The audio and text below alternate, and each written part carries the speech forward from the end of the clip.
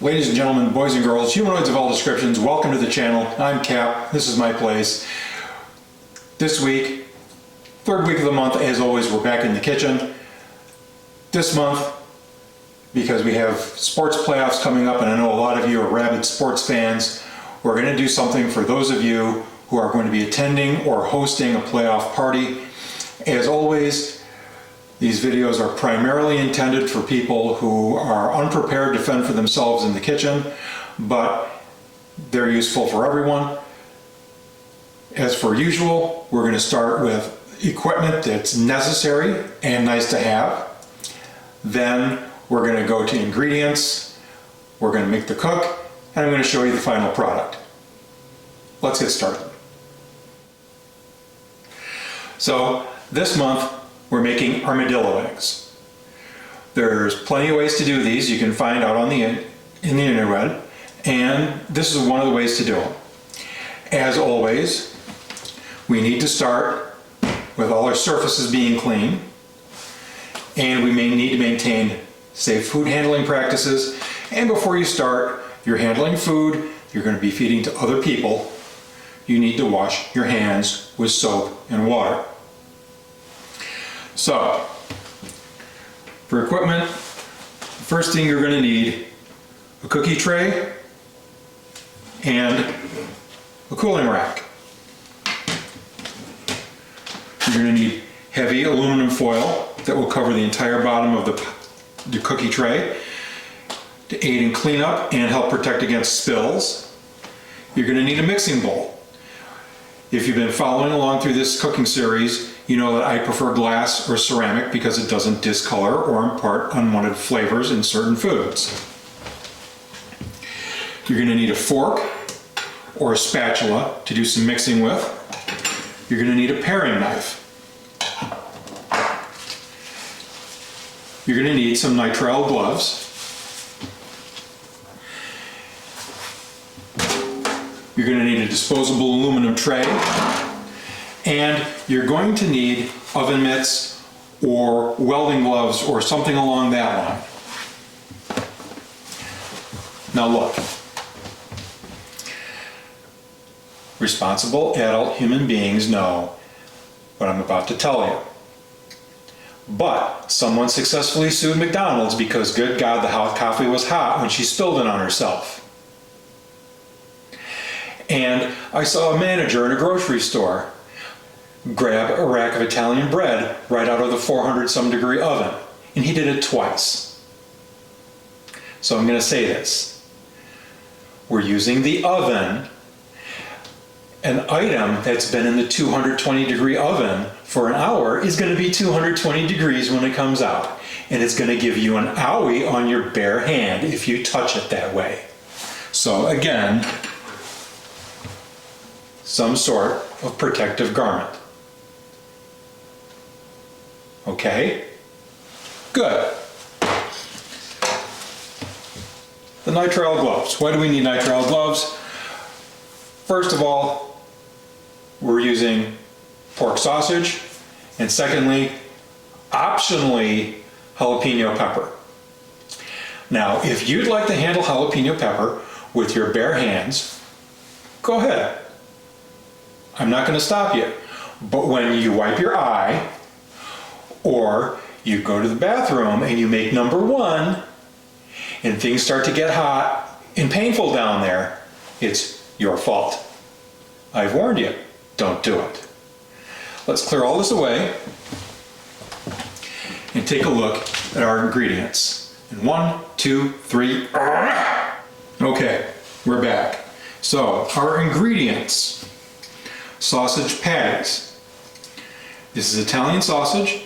It's your option to use either hot or mild, sometimes referred to as sweet sausage. A jalapeno pepper, or, again, at your option, a bell pepper. Know who you're serving your food to. If you're serving food to friends who are sensitive to spicy food, especially if they're bringing their kids with them, err on the side of caution and serve mild. Ricotta cheese. I'm not making much today, So I have a 16-ounce container. Colby-Jack. It's a combination cheese. You can buy it in a block like this, or you can get it in a bag in shredded form. If you're making a lot of this, go for the bag. It's easier than cutting it up or shredding it yourself. You need the old standby in the kitchen, regular French's yellow mustard, and you need some sort of dry barbecue spices. I make my own. You can go and use whatever type of barbecue spice you like. There's really, again, no wrong way to do this as long as you're maintaining safe food handling practices.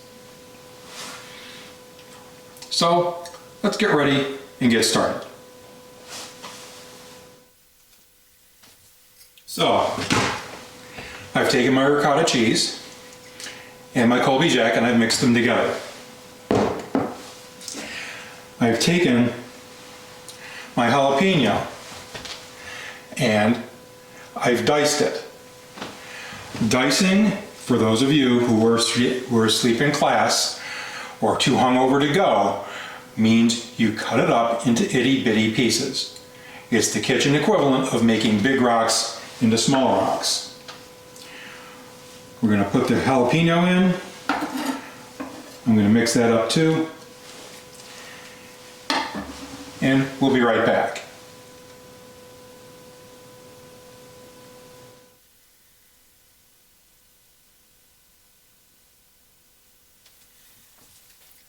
Okay.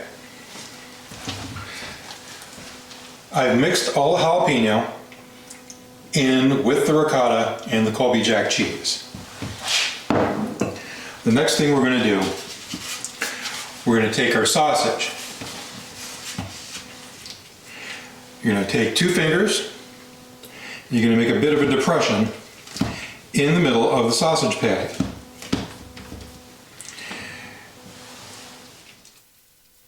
You're going to take your fork, and with the food, you're going to use what the food industry calls a heavy dollop.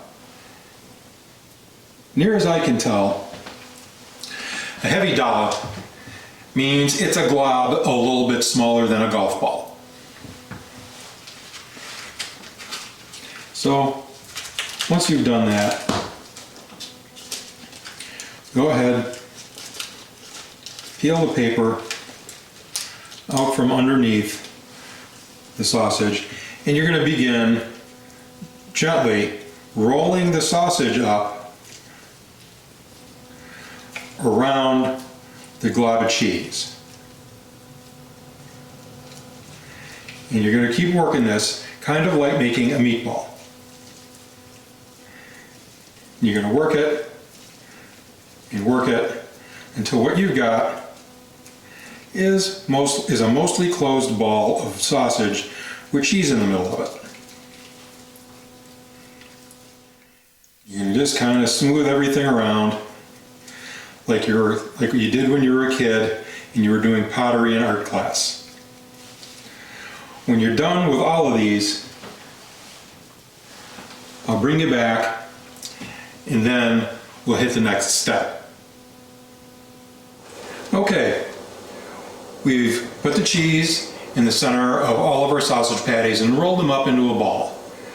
Now look, you're not a professional chef, and neither am I. Some of these you're going to have a blowout on, especially if you've not done this before. It's not a disaster. If you feel the need to drop an F-bomb, go ahead, but just move on. It's still going to be edible and it's still going to be delicious. Now we need our barbecue dry spices for our barbecue spices, and we need our French's mustard. So I'm going to do one of these for you. I'm going to shut the camera off and finish the rest.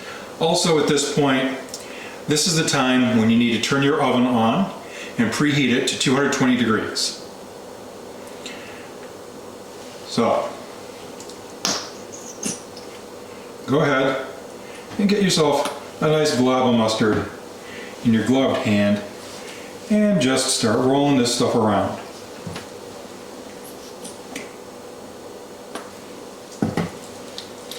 And we're going to get the mustard all over the outside of the ball.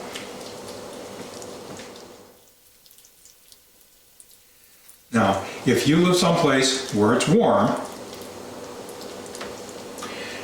at this point, you can also be doing this on the grill or in your smoker. It's cold and wet where I live, so I'm not interested in hanging out outside tending a fire. If you do this inside, I promise you, the combination of the sausage, the mustard, and the barbecue spices are going to make your house, trailer, apartment, shack, or hovel smell fantastic. So I'll be back in a minute when I've rolled everything in mustard and got the barbecue spices on everything. Show you what things ought to look like before they go in the oven.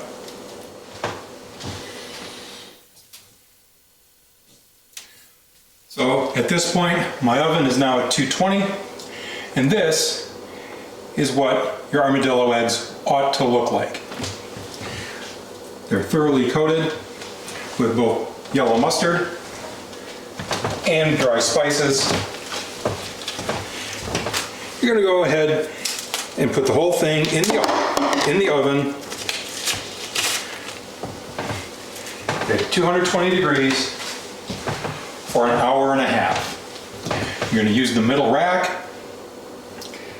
If you got a peek, use the light. Don't open the door. Let the stuff cook.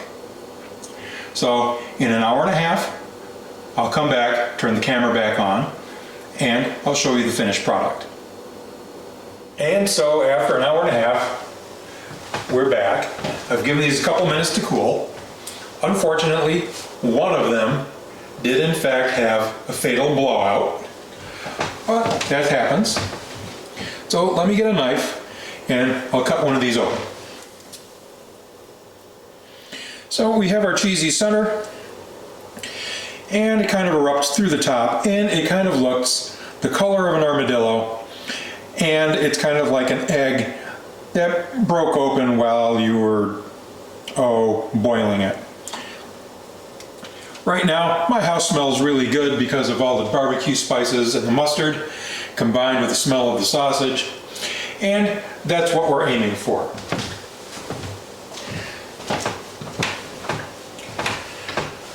I urge everybody to give this a try if you eat sausage. It's not that difficult, and it's not too messy. If you enjoyed anything in the video, please remember to like, share, and subscribe to let me know how I'm doing. Leave a comment with a question. Make sure it's politely worded, and we'll see you again next week with another video. We'll see you all again later. Bye-bye.